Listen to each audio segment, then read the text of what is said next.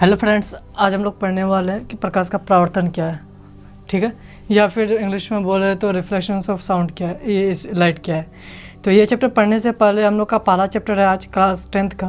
तो पहला चैप्टर है, पहला क्लास 10th का और पहला टॉपिक भी है। तो आज ये सिर्फ रिफ्लेक्शंस ऑफ साउंड पढ़ेंगे और अगले क्लास में हम लोग पढ़ेंगे मिरर। तो इसी तरह हफ्ते में 2 क्लास मिलेंगी। तो चलिए, आज आप सबका स्वागत है पहले क्लास में। तो आज हम लोग पढ़ेंगे क्या, रिफ्लेक्शंस ऑफ साउंड। तो चलिए बिना देर के आज का वीडियो स्टार्ट करते हैं। ऑफ साउंड पहला हम लोग का चैप्टर है रिफ्लेक्शंस। ठीक है, परावर्तन और अपवर्तक, रिफ्लेक्शंस ऑफ लाइट, ये हम लोग का पहला टॉपिक है। इसके बाद मिरर्स आएगा, तो मिरर्स को हम लोग वो दूसरा टॉपिक में ले लेंगे, अगले क्लास में ले लेंगे। ठीक है, तो मिरर का अगले क्लास में लेने का ये मतलब होगा कि उसके बारे में बढ़िया से डिस्कस करेंगे। तो हो सके वो वीडियो लंबी हो सके और ये वीडियो शॉर्ट हो सके, तो उससे कोई दिक्कत नहीं। पढ़नी है तो भाई पढ़नी है। तो हम लोग जानते हैं ये इस डायग्राम हम लोग पहले भी पढ़ चुके हैं, किसमें, रिफ्लेक्टिव ऑफ साउंड में, रिफ्लेक्शंस ऑफ साउंड में। तो जैसे कि हम लोग जानते हैं ये प्लेन कोई मिरर है। पहले फिगर को समझते हैं, उसके बाद इसके नीचे कुछ लिखे हुए हैं उसको समझेंगे। ये क्या है, मिरर है। मिरर में ये क्या है, इंसिडेंट रे, अपवर्तक किरण, और यह परावर्तित किरण। ये इक्वल बिंदु है, ठीक है, नॉर्मल है। ये इंसिडेंट एंगल, ये रिफ्लेक्टेड एंगल, इसको बोलता है एंगल। ठीक है, तो ये हो गया इसके बारे में। तो ये कैसे काम करता है, देखो ये कोई शीशा हम लोग लिए हुए, मिरर लिए हुए, तो हम लोग देखते हैं, हम लोग बचपन में खेल चुके हैं कि जैसे ही अगर कोई जैसे ही लाइट पड़ती है मिरर में, तो हम लोग दूसरे तरफ ये मिरर का फेस करते हैं ताकि उसको सामने वाले को डिस्टर्बेंस हो सके, यानी दिक्कत हो सके। तो और उसके मुंह में जाके जलता है तो उसको डिस्टर्बेंस, इरिटेट हो जाता है वो। तो उसी जो खेलते थे बचपन में, उसी को आज पढ़ते हैं। तो यह इंसिडेंट रे होता है, इधर से सूरज का किरण आता है। ठीक है, ये आता है मिरर में टकराता है, और टकराने के बाद जैसे ही टकराता है वैसे ही रिफ्लेक्ट करता है। तो इसे रिफ्लेक्ट करता है तो वो हो गया रिफ्लेक्टेड रे। और इंसिडेंट आया मतलब घटना घटा, इसको बोलता है इंसिडेंट रे। ठीक है, इंसिडेंट रे और रिफ्लेक्टेड रे समझ में आ गया। ये वापस हुआ तो रिफ्लेक्टेड हो गया, और ये आया तो इंसिडेंट।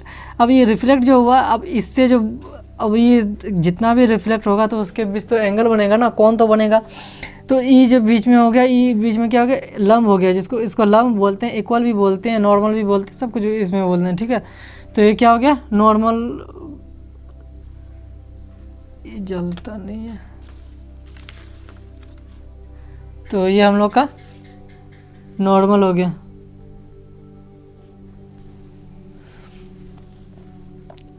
तो ये हो गया नॉर्मल। तो इस चीज़ के बारे में हम लोग पढ़ते हैं आगे। तो ये जो आया और ये जो घटना, इसके बीच तो कुछ तो एंगल बना होगा ना। ये बीच में पिलर है, समझ लो, ये बीच में दीवार है। ये इधर से आया, कुछ कौन बन के आया और इधर से भी गया। तो ये जो कौन बना बीच में, इसको बोलता है एंगल ऑफ इंसिडेंट, यानी घटना होने की कौन। और ये हो गया रिफ्लेक्ट, एंगल ऑफ रिफ्लेक्टेड, यानी घटे हुए कोणों का लंब, ये कौन। ठीक है, तो यही चीज़ है इसके बारे में। ठीक है, तो ये कौन सा मिरर है, प्लेन मिरर है। ठीक है, जिससे हम लोग फेस देखते हैं। तो इसको आगे हम लोग देखते हैं। तो प्रत्येक के बारे में हम लोग थोड़ा बहुत लिख दिए। आप एग्जाम अगर पूछ दिया कि what is the reflections of light, तो आप इसको साढ़े एक ही पॉइंट में लिख सकते हो। ठीक है, the phenomena of the bouncing black of light into the same medium by the smooth surface is called reflections, and light which falls of the surface is called the incident ray which does not back after the reflections is called reflected ray, and the angle between the incident and normal, that is the cone of the incident। and इस चीज़ को पूरा एक ही line में लिख दोगे तो ये हो गया आपका पूरा रिफ्लेक्टेड एंगल का, ये क्या कहता है, रिफ्लेक्टेड एंगल। ठीक है,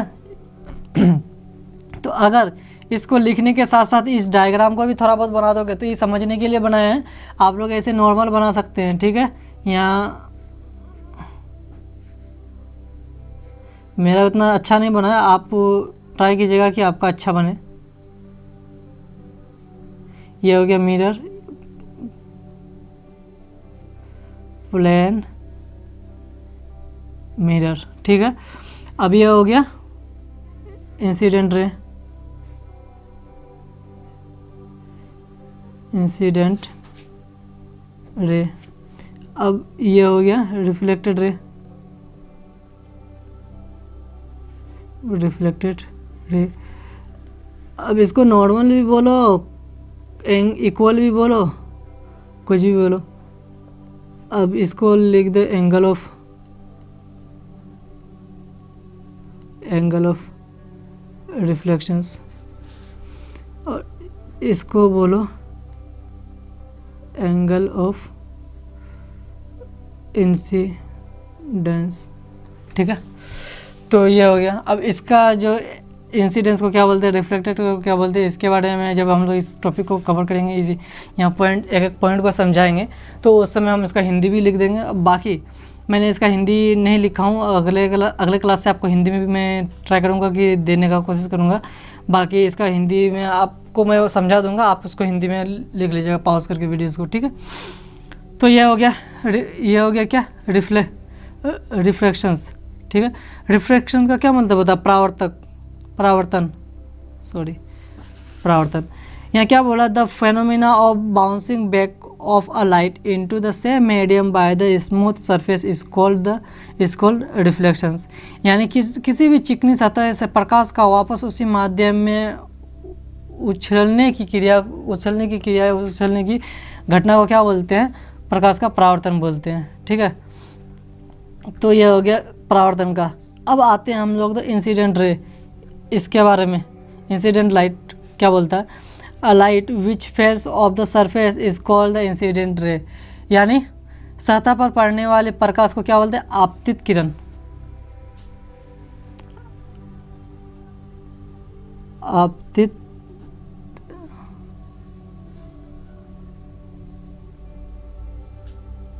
किरण।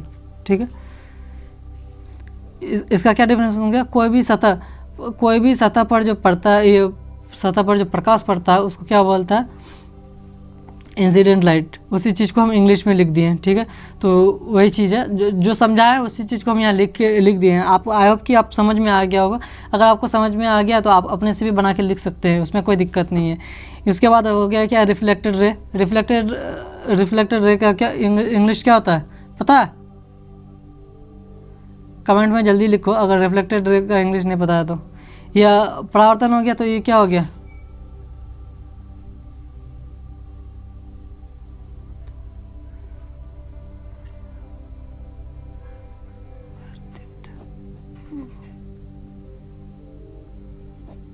परावर्तित किरण।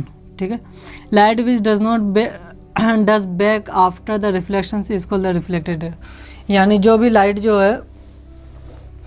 लाइट अगर वह लाइट जो प्रकाश ये वह अपवर्तन के बाद वापस जो चले जाती है, उसी को क्या बोलता है, परावर्तित किरण। ठीक है, किसको बोलता है, जो भी लाइट अपवर्तन के बाद वापस चले जाती है। इसको हिंदी में भी लिख सकते हो, कोई दिक्कत नहीं इसमें। उसके बाद होता है the angle of the incident, यानी आपतित कोण। ठीक है, आपतित कोण क्या होता है, the angle between the incident रे एंड द नॉर्मल। यानी आपतित क्या होता है, आपतित किरण और अभिलंब के बीच की कोण को क्या बोलते हैं, एंगल ऑफ इंसिडेंट इसको बोलता है। ठीक है, इसको हिंदी में लंब बोलते हैं,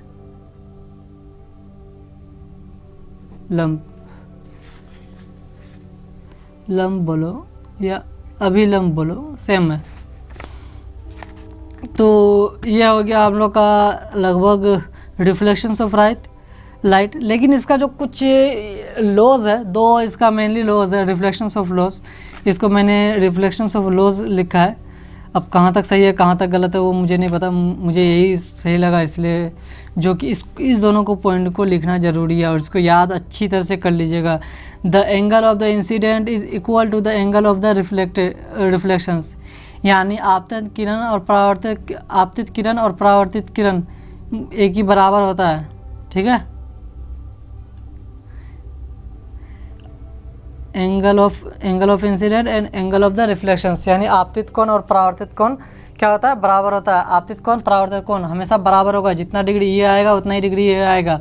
ये नहीं कि ये 45 डिग्रीज हो गया और ये 60 डिग्रीज हो गया, ये समझाने की लिख रहा हूँ, ऐसा कुछ नहीं होगा, ठीक है। अगर ये 30 डिग्रीज है तो ये भी 30 डिग्रीज होगा, एंगल सेम होगा, ठीक है।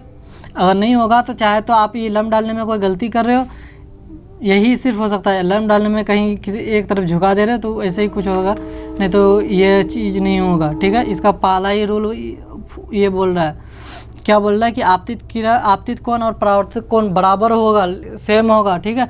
अब दूसरा पॉइंट क्या बोला, the incident ray the normal to the mirrors at the point of the incident and the reflected ray all line in the same plane, ठीक है।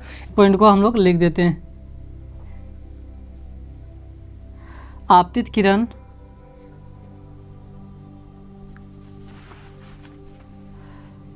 परावर्तित किरण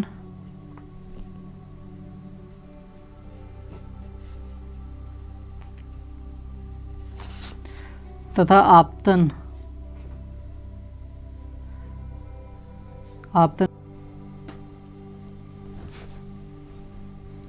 बिंदु पर खींचा गया अभिलंब सभी एक ही तल पे होगा,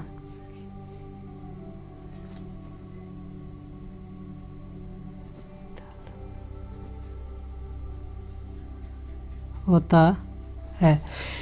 यानी कहने का मतलब यह है कि आपतित किरण परावर्तित किरण तथा आपतन बिंदु पर खींचा गया अभिलंब सभी एक ही तल में होगा, ठीक है। इसका कहने का मतलब यह है, आपतित किरण परावर्तित किरण तथा आपतन बिंदु पर खींचा गया लंब तीनों एक ही तल पे होगा, कौन सा, प्लेन मिरर में ही होगा।